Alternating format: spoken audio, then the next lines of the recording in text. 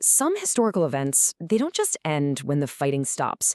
They send out these ripples, these echoes that travel through time.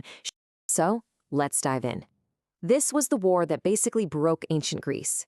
It was a massive, generation-long struggle between its two greatest superpowers, and it would completely change the course of Western history. And this wasn't just about two cities having a disagreement. No, this was a clash of entire ideologies. On one side, you've got Athens, this vibrant, chaotic democracy with its incredible navy and its huge empire, the Delian League. And on the other side, you have Sparta, a rigid, militaristic state totally obsessed with its land army and its own alliance, the Peloponnesian League. I mean, these two worlds were just destined to collide. And let me tell you, this was no quick fight. We're talking about a brutal, nearly 30-year marathon. It started with Sparta trying to invade Athens by land, but Athens just hid behind its walls and used its navy. But then, disaster struck. A horrible plague hit the city, a truly devastating blow. Later on, you get the Sicilian expedition, which was just this catastrophic overreach by Athens. They tried to conquer Syracuse and failed so badly it crippled them. And that final phase? Sparta actually got money from its old enemy Persia to build its own navy and finally finish the job. So what's the bottom line? By 404 BCE, it was over. Athens surrendered. Its empire was gone. Its famous walls were literally torn down. The golden age of Athens was well and truly finished. So, the war is over, but that victory, it came at a staggering cost.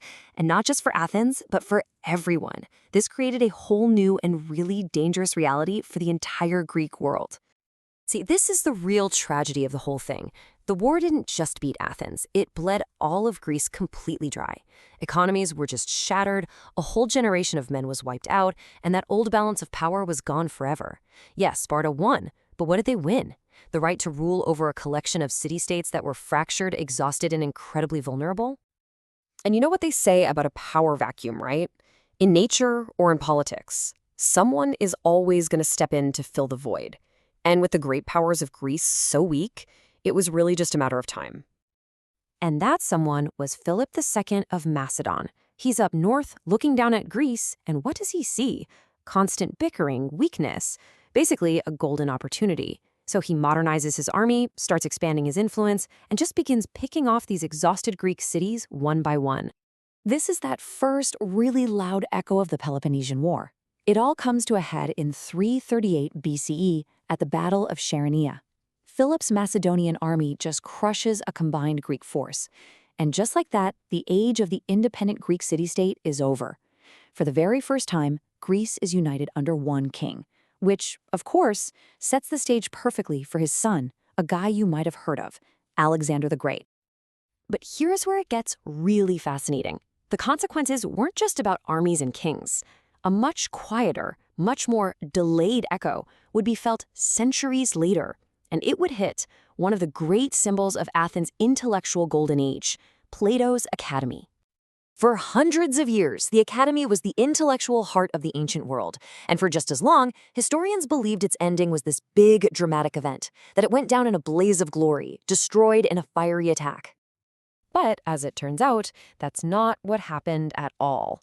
The popular myth was that the Roman general Sulla destroyed it during a siege. Sounds dramatic, right? But the reality is, well, it's a lot less dramatic, and maybe a little more telling. The school wasn't destroyed from the outside, it just fell apart from the inside. There was bitter infighting, the philosophers couldn't agree on anything, and then its leader just up and fled to Rome. The whole thing just collapsed.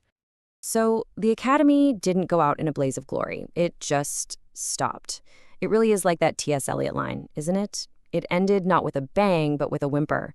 It was this quiet symbol of a long, slow cultural fade-out, a delayed aftershock of that political earthquake that was the Peloponnesian War.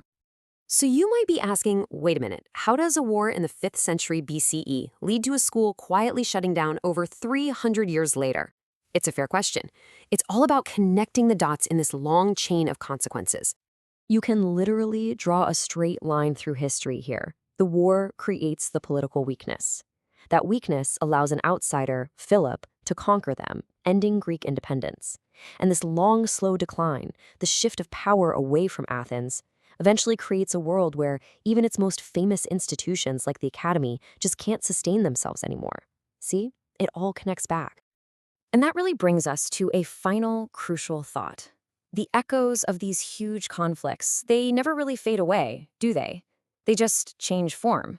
And it makes you wonder, what events happening right now are creating the power vacuums, the cultural shifts that people will be analyzing 3, 4, or even 500 years from today?